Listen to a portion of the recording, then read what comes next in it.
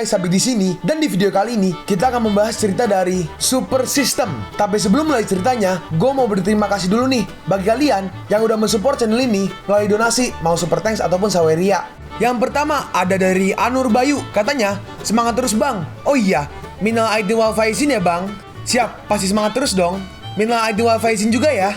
Maaf nih, Mimin baru bacain donasinya sekarang satu-satu karena kemarin Mimin ada kesibukan. Thank you ya Anur Bayu buat donasinya. Selanjutnya ada Hendry, katanya selamat lebaran Min. Iya, selamat lebaran juga Hendry. Thank you ya Hendry buat donasinya. Selanjutnya ada Koriza, katanya sorry Min, umploknya cuma segini. Nggak apa-apa Koriza, apapun Mimin bersyukur kok. Thank you ya Koriza buat donasinya. Selanjutnya ada Rahasia Biar Nggak Ria, katanya THR buat Sabik, lumayan buat beli permen. Thank you ya Rahasia Biar Nggak Ria buat donasinya. Selanjutnya ada Pak Ijo Ganteng, katanya mantap bang, mantap. Thank you ya Pak Ijo Ganteng buat donasinya. Selanjutnya ada Hamba Allah, katanya selamat Hari Raya Min, mohon maaf lahir dan batin. Selamat Hari Raya juga, thank you ya buat donasinya. Selanjutnya ada Fadil, katanya nih Min buat beli permen. Maaf kalau cuma sedikit, soalnya lagi di kampung. Gak apa-apa Fadil, berapapun Mimin bersyukur kok. Thank you ya Fadil buat donasinya. Selanjutnya ada J, katanya gak ada sih, titik-titik doang. Tapi gak apa-apa, thank you ya J buat donasinya. Selanjutnya ada Wira, katanya Min bagi THR. Ini kembali gak sih, harusnya Mimin yang minta THR. Tapi gak apa-apa, thank you ya Wira buat donasinya. Selanjutnya ada Zain, katanya hadir Min. Siap, sering-sering absen ya. Thank you ya Zain buat donasinya. Selanjutnya ada Zain lagi, katanya sisa top up hehe, lumayan buat beli kopi. Sering-sering top up ya Zain. Thank you ya Zain buat donasinya. Selanjutnya ada Lord Ashura, katanya minal aidin wal faizin, mohon maaf lahir dan batin. Bahas manhwa kembalinya yang terkuat Min, yang nama MC-nya Yui Chin. Oke, coba Mimin tampung dulu ya. Nanti Mimin coba baca. Kalau emang bagus dan aman gak copyright ya pasti Mimin bawain. Thank you Lord Ashura buat donasinya. Buat kalian yang mau mensupport channel ini dengan donasi, atau emang sekedar mau beli Mimin kopi, kalian bisa pilih antara super thanks atau saweria. Gue sih gak masalah kalian pilih yang mana. Cuma kalau bisa lewat saweria aja. Soalnya kalau YouTube potongannya gede 30%. Kalau saweria cuma 5%. Untuk link saweria kalian bisa klik aja di atas kanan nih, atau bisa cek di kolom deskripsi. Tapi kalau mau support gak harus donasi kok. Dengan kalian nonton sampai habis dan memberikan like pada video ini, itu udah ngebantu banget buat support channel ini. Oh iya, kalian juga bisa join nih ke grup Telegram komunitas cerita manhwa yang baru. Untuk linknya gue tampilin di layar ya. Tapi kalau malas ngetik, cek aja kolom deskripsi. Di sana kalian bisa sharing nih topik seputar manhwa dan kawan-kawan, dan juga ketemu teman baru. Kalau mau info terbaru dari Mimin, misalnya upload kapan atau misalnya ada telat upload, Mimin pasti akan langsung infokan di Telegram. Makanya jangan lupa join ya. Nggak perlu berlama-lama lagi, kita mulai aja ceritanya. Melanjutkan cerita sebelumnya, di mana Wu Wei membawakan kado untuk tuan muda Kuo. Jika mereka nggak bisa melayani Anda dengan baik, tapi yang aku temukan hari ini sangat luar biasa. Dan aku bisa pastikan, ini sangat akan memuaskan Anda. Lalu Wu Wei menepuk tangannya. Dan ada dua orang membawa kado yang besar. Permisi Tuan Kuo, tolong kemarilah. Apa yang kau miliki untukku? Saat dibuka, isinya Shensin. Bagaimana dengan gadis yang aku bawa ini? Bagus, bagus. Uang di atas meja, semuanya milikmu. Terima kasih Tuan Kuo. Kalau begitu aku pergi dulu. Selamat menikmatinya Tuan. Ternyata Shensin masih pingsan. Lalu dia mulai menyentuh Shensin. Putri tidur. Biarkan pangeran ini datang untuk menciummu dan membangunkanmu. Tiba-tiba Shensin berbicara. Tianlei, lupakan dia. Tinggalkan dia sayangku. Temani aku aja di sini. Lalu Shensin bangun. Saat dia bangun, dia langsung melihat tuan muda Kuo. Siapa kamu? Kenapa aku di sini? Apa kau masih perlu bertanya? Lepaskan aku. Enggak, tolong. Semakin kau berteriak, semakin aku bersemangat. Ayo, teriaklah yang kencang. Nggak akan ada yang bisa mendengarmu. Lalu Shensin mengambil sebuah botol anggur merah. Shensin memukul tuan muda Kuo dengan itu. Dasar pelacur, beraninya kau memukulku. Apa kau udah bosan hidup, Kamu nggak tahu betapa baiknya diriku. Kamu nggak ingin menderita, maka kau harus patuh padaku. Tiba-tiba seseorang mengetok pintu. Hei, apa terjadi? Tuan Kuo, ini gawat. Orang yang mencurigakan telah masuk ke wilayah Anda, Tuan. Lalu dia pergi ke ruang CCTV. Di satu kamera terlihat Tianlei dan kawan-kawan. Tianlei.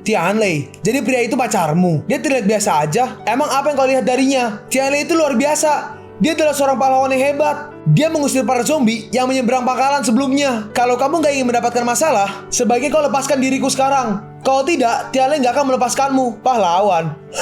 Kedengarannya bagus. Orang-orang dari distrik ketiga hanyalah bidak catur untuk menjadi tameng kami yang berasal dari distrik kedua. Kalau kau jadi wanita pria itu, kau nggak akan punya masa depan. Dia berbeda denganku. Aku adalah orang yang paling kuat di seluruh pangkalan selain dari pihak militer. Selama kau tinggal bersamaku sepanjang malam, aku akan membiarkanmu makan dan minum enak. Bagaimana? Apa kau setuju? Enggak, aku nggak akan. Dasar, gak tahu mana yang terbaik dan mana yang tidak. Tuanku, aku pernah melihat orang itu. Ini benar-benar buruk. Apakah Anda ingin kami memanggil Komandan Cheng? Perintahkan Komandan Cheng. Dia tahu apa yang harus dilakukan. Beraninya mereka memasuki wilayahku. Mereka pikir aku ini siapa? Bunuh mereka. Aku akan bermain dengan wanitaku malam ini. Biarkan dia tahu siapa aku. Beraninya dia melawanku. Tuan mudaku yang hebat ini. Kita berpindah ke mereka bertiga. Kakak Lei, sepertinya kita tersesat. Iya, aku tahu. Seharusnya aku membawa kompas tadi. Kemiskinan yang membatasi imajinasiku. Kalian orang-orang kota terlalu lemah dalam hal mencari jalan. Kalian harus bergantung padaku mulai saat ini. Dia pun menunjuk ke atas. Bintang di sana, itu menunjukkan ke arah utara. Jadi sebaiknya kita pergi ke arah sana. Suara apa itu? Ternyata itu sebuah tupai. Ah, tupai. Kenapa kau terkejut? Tapi tiba-tiba ada beruang yang muncul. Awas, hati-hati. Beruang itu menyerang. Tapi untungnya Yang Feng berhasil ditarik. Kenapa ada beruang di sini? Ternyata beruangnya bukan hanya satu, tapi ada banyak. Astaga, ada 3. Apa yang harus kita lakukan? Apa kita akan melawan beruang itu? Bagaimana kita akan melawannya? Kita bahkan gak membawa senjata agar bisa lolos dari pos pemeriksaan. Yang Feng,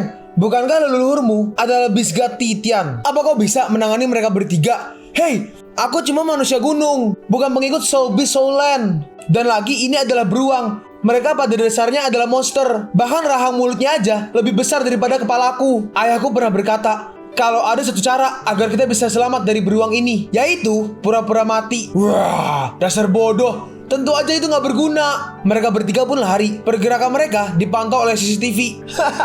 Mereka benar-benar bodoh. Udah lama sekali aku gak melihat perburuan seperti ini. Apa kau tahu hewan yang paling menakutkan di dalam hutan itu? Kalau tebakanmu adalah harimau, singa, tebakanmu itu salah. Itu beruang. Menurut survei, tingkat keselamatan hidup manusia saat bertemu harimau adalah 3 kali lebih tinggi daripada beruang. Dengan kata lain, beruang lebih kuat daripada 3 harimau. Dan mereka adalah pemburu terkuat di darat. Beruang coklat adalah yang terbesar dan terkuat dari semua jenisnya. Ayahku suka berburu beruang coklat. Dia membelinya dari taman safari atau kebun binatang. Dan tak jarang, dia membelinya dari pemburu liar. Itu merupakan hobinya, sekaligus hiburan yang menghabiskan ratusan juta yuan. Mereka tumbuh di hutan. Mereka liar seperti binatang buas lainnya. 3 beruang itu merupakan peliharaan ayahku yang dengan sengaja dilepas secara bebas di sana. Mereka digunakan ayahku untuk hiburan. Dari kebencian mereka terhadap manusia, udah mendarah daging. Aku dengar pernah seorang tentara militer gak sengaja tersesat di sana, lalu ditemukan mati karena serangan beruang ini. Betapapun kuatnya pacarmu, dia tetap manusia. Dia masihlah harus mengandalkan senjata api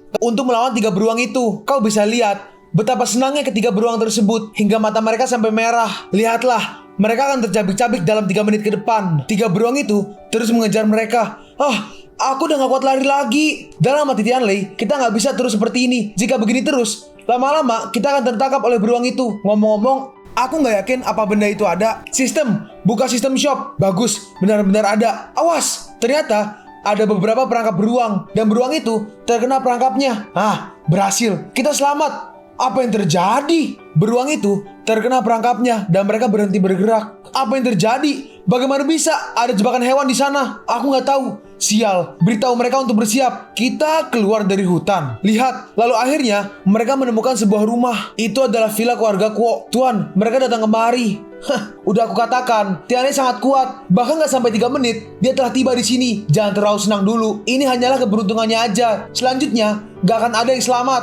Jangan lupa, ini adalah wilayahku. Dan aku punya cara untuk mengatasi mereka dengan baik. Kakak Lei, pintunya sangat tinggi dan besar. Bagaimana cara kita masuk? Tiba-tiba pintunya terbuka. Dibuka. Sepertinya kita telah ditemukan. Ini merupakan inisiatif pihak lain. Dan juga ini membuktikan kalau Shin ada di sini. Semuanya, hati-hati. Kita nggak tahu apa yang sedang menunggu kita. Aku rasa mereka telah menyiapkan sebuah penyergapan untuk kita. Gak peduli ada penyergapan atau enggak. Yang jelas, hanya akan ada satu hal yang terjadi hari ini. Aku akan pukul orang itu sampai dia berlutut dan memohon ampun. Mereka pun masuk ke dalam. Lalu pintunya ditutup dan datang beberapa orang. Orang-orang ini terlihat seperti menggunakan baju karate. Seseorang berkata, pemuda dari distrik ketiga yang telah mengusir gelombang zombie, menjadikannya penyelamat pangkalan. Aku pikir kau adalah orang hebat, tinggi, besar, dan berkarisma. Tapi ternyata kau terlihat seperti orang payah. Udah, berhenti bicara omong kosong dan serahkan temanku. Maksudmu bintang besar itu? Sayang sekali. Tapi jika kita semua telah cukup puas untuk menikmatinya, mungkin kita akan mengembalikannya padamu. Meski tubuhnya gak sebohai Nona Meiko kami, garis cantik seperti itu masihlah menarik untuk diajak bersenang-senang. Garis muda dan cantik, aku sangat menyukainya. Sayang sekali, bukankah bisa? Hidup dengan aman adalah hal yang baik. Lalu mereka mulai menyerang. Aku pikir kau datang kemari hanya untuk mencari kematian. Pertarungan pun terjadi. Dua orang pergi ke arah Tianlei, dan yang lainnya mengerubungi Wuxuan dan juga Yang Feng. Sial, Tianlei terus menahan serangan mereka. Hah, orang ini nggak tahu cara bertarung. Apakah mereka menyerah untuk melawan kita? Atau karena emang mereka lemah? Akan kubuat KO dia dalam 3 detik. Wuxuan terkena tendangan dari orang itu. Dalam hati Wuxuan, cepat sekali. Orang-orang ini semuanya profesional. Aku nggak bisa melihat gerakan mereka sama sekali. Dan Yang Feng telah berhasil ditangkap. Tianlei pun juga tertangkap. Dan suara petinju meninju ke arah Tianlei. Tianlei emang layak menjadi petarung tingkat dunia. Keputusan yang tepat mengumpulkan mereka di sini setelah bencana ini. Lihatlah, apa kau pikir dia adalah pahlawan yang hebat sekarang? Meskipun dia bisa mengalahkan zombie, tapi dia hanyalah sampah di depanku. Tianlei adalah teman dari komandan militer pangkalan ini. Jika sesuatu terjadi padanya, militer nggak akan melepaskanmu. Apa kau bercanda? Properti di sini, semua yang mereka tempati adalah milik keluarga Kuoku. Mereka nggak akan berani memperlakukanku dengan tidak baik. Cepat, bunuh dia. Baik. Kenapa? Apa kau nggak suka berbicara? Kemana perginya keberanianmu sebelumnya? Apakah anak ini benar-benar membunuh zombie? Jelas dia adalah sampah. Hah, iya, ayo bunuh dia. Sepertinya kalian salah paham. Apa? Tiba-tiba Tianlei melakukan sebuah gerakan dan mereka semua langsung terjatuh. Melihat itu tuan mudaku kaget. Hah, anak ini sebenarnya masih punya kekuatan yang tersisa. Kalian semua adalah anak buah Kuo Lin Hao. Apa hanya ini kekuatan dari para petarungnya? Sungguh mengecewakan. Di hadapan kekuatan absolut, kalian bukanlah apa-apa. Dasar, sombong sekali kau. Mari kita lihat siapa yang gak akan bisa berdiri selanjutnya. Lalu orang itu mulai menyerang lagi. Sekarang saatnya menunjukkan kekuatanku yang nyata. Dengan mudah, dia menghajar orang itu. Orang itu pun langsung jatuh. Dan orang itu langsung kalah. Dia gak bisa berdiri lagi. Satu pukulan langsung KO. Bagaimana mungkin? Dia adalah petarung profesional. Dia pernah menjadi juara dunia. Ayo kita maju bersama. Serang! Mereka semua pun maju bersama. Mereka semua mengeroyoki Tianlei. Tapi dengan mudahnya, Tianlei menghempaskan semua orang itu. Dalam hati Tianlei, tubuh yang ditingkatkan emang luar biasa. Hanya membutuhkan 3 langkah aja untuk mengalahkan orang-orang ini. Sepertinya aku gak sia-sia membunuh para zombie itu. Wuxuan ditahan 2 orang. Tapi dengan cepat, Wuxuan mengalahkan 2 orang itu. Tenggorokan dan tulang rusuk adalah bagian yang paling rawan. Ini adalah trik untuk melindungi hidupmu sebagai seorang pengawal. Aduh, sakit sekali. Dan sedangkan Yang Feng ditahan sebuah sumo, masih belum pergi. Okasan, manhwa Cina bahasa Jepang, salah server. Hei juara dunia, jangan pura-pura pingsan. Katakan sekarang, di mana Shensin? Kalau tidak, aku akan mematahkan sisa gigimu yang kau punya. Enggak, jangan. Oke, aku akan katakan. Pergilah ke lantai 2. Ikuti aja lorong yang ada di sana. Nanti kau akan sampai di ruang di mana gadis itu berada. Shensin, tunggu aku. Kakak Lei, Yang Feng. Hei anak kecil, bangun. Aku gak menyangka Yang Feng yang bisa membunuh zombie dengan mudah akan dikalahkan hanya dengan diduduki aja oleh petarung dari negara lain. Sial, mati seperti ini benar-benar sangat memalukan. Setelah aku mati, kau harus merawat meong-meong dengan baik untukku. Emangnya, berapa banyak tulang rusukmu yang patah hingga kau pikir kau akan segera mati? Wuxuan, kau bawalah Yang Feng kembali. Sisanya biar aku urus sendiri. Enggak, ini terlalu berbahaya jika meninggalkanmu sendirian di sini. Ternyata Yang Feng sampai muntah darah. Meski hanya beberapa tulang rusuknya yang patah, itu perlu segera ditangani. Selain itu, bukankah kau tahu kemampuanku? Jadi gak perlu khawatir. Orang itu berkata, hei, bocah distrik ketiga, jangan bangga dulu. Jangan mengira Kuo Lin Hao punya kita aja sebagai pengawalnya. Orang itu gak selevel dengan kita. Kalau kau bertemu dengannya, kau gak akan bisa keluar hidup-hidup dari sini. Apakah begitu? Ya udah, tunggu dan lihat aja. Dasar sampah. Sebegitu banyak orang, tapi gak bisa menangani 1 orang aja. Apakah mereka benar-benar juara dunia, hah?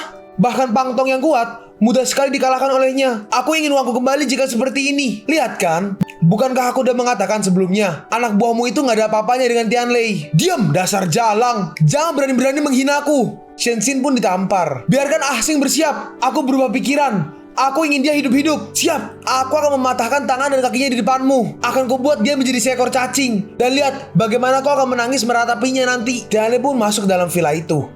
Aduh, Meski kekuatanku telah meningkat, namun tubuhku nggak berbeda dari orang biasa. Benar saja, aku masih bisa terluka dengan kekuatan seperti itu. Sepertinya, aku harus menukar lebih banyak poin untuk kutambahkan di pertahanan di masa depan. Tapi yang paling penting sekarang adalah menyelamatkan Shenshin luka ini.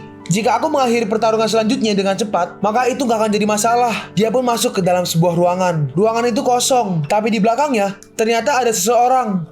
Hei, maaf, aku gak sengaja tertidur. Orang itu ternyata adalah Xingwen. Hah, orang itu Xingwen. Aksimu lumayan bagus, bisa mengalahkan mereka semua sendirian. Tapi dilihat dari penampilanmu sekarang, kau pasti merasa kesakitan. Aku paling gak suka berkelahi dan membunuh. Kalau kau berbalik pergi, aku akan melupakan kejadian di sini. Baiklah, asalkan kau meminta Kuo Lin Hao untuk melepaskan temanku, aku akan pergi dari sini.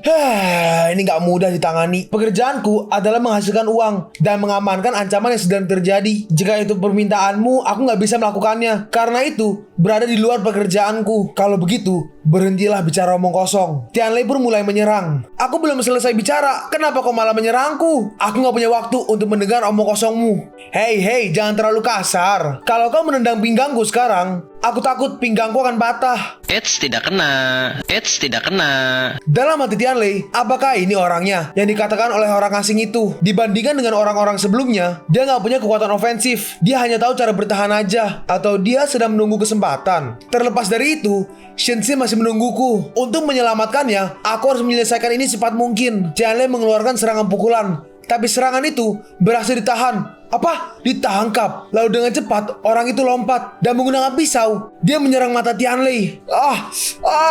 Mataku. Inilah pertarungan. Kekuatan aja nggak akan cukup. Lalu Xingwen menyerang lagi, dan kali ini dia menyerang kaki dan juga tangan Tianlei. Tianlei! Bagaimana? Apa kau takut sekarang? Asing adalah petarung profesionalku. Bahkan kekuatannya gak sejajar dengan para petarung lainnya. Apakah menurutmu Cao Tianlei itu hebat hanya karena telah membunuh beberapa zombie? Kamu gak tahu berapa banyak zombie yang telah dibunuh oleh Asing. 1000 zombie. Saat dia pertama kali masuk ke pangkalan, pihak militer ingin merekrutnya. Tapi pada akhirnya, aku menghabiskan banyak uang untuk membawanya ke sisiku. Di depannya, kekuatan Cao Tianlei adalah omong kosong belaka. Tunggu, apa kau yakin kau bisa melihat pahlawan yang kau banggakan akan mengibaskan ekornya padaku? Asing, kerja bagus. Bawa dia padaku. Siap. Tidak, Xingwen. Dalam hati Shenshin, gak mungkin. Jika Kuo Lin Hao tahu hubunganku dengan Xingwen, situasinya akan bertambah buruk. Tapi Xingwen, bagaimana bisa dia menjadi seperti ini? Bagaimana bisa dia menjadi pria yang kejam seperti Kuo Lin Hao? Apa yang terjadi padanya? Dan bagaimana caraku menghentikannya? Dalam hati Tianlei, mataku, aku gak bisa melihat apapun. Hanya ada darah merah yang terlihat. Orang ini, penghindarannya barusan hanyalah tipuan. Pada kenyataannya, dia telah mengambil tindakan secara perhitungan. Kecepatan dan kelincahan seperti monster. Jelas,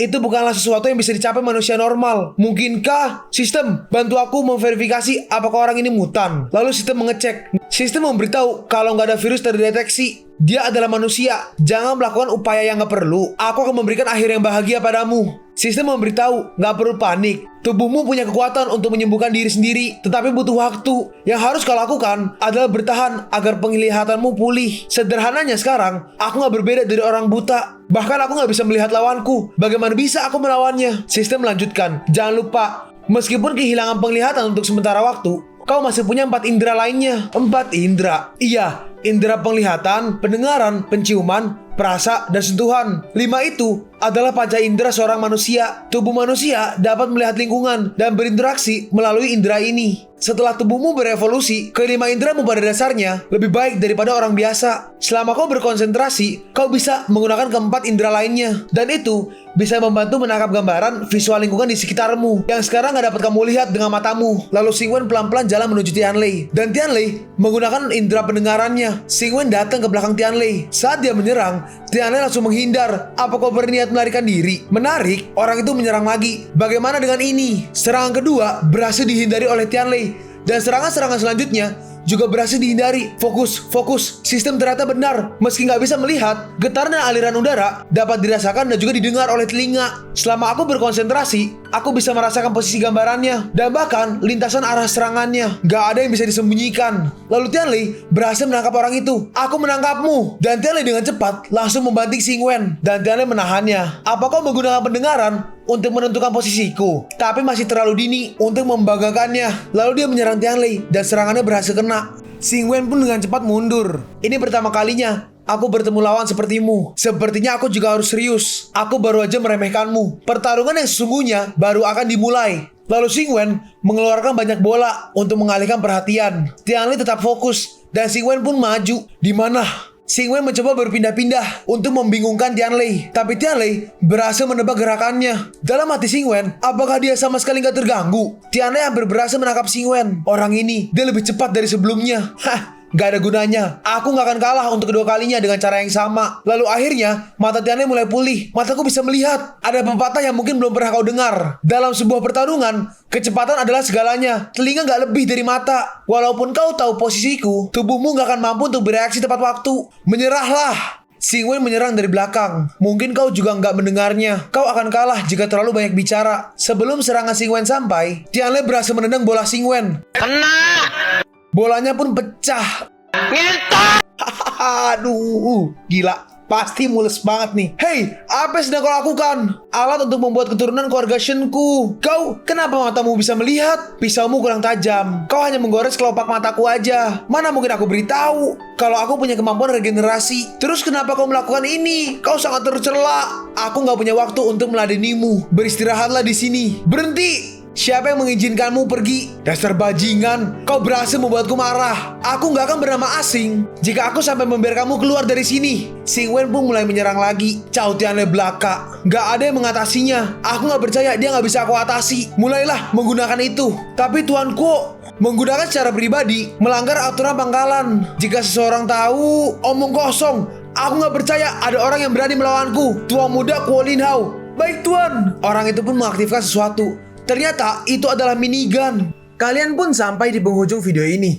Kalian mau tahu lanjutan chapter ini? Atau manhwa menarik lainnya? Makanya jangan lupa subscribe biar kalian gak ketinggalan kalau gue upload video baru. Jangan lupa like, komen, dan share ke teman-teman kalian supaya channel ini bisa lebih berkembang ke depannya. Segitu dulu dari video cerita manhwa. Gua Sabik undur diri. See you on the next video. Zaijian.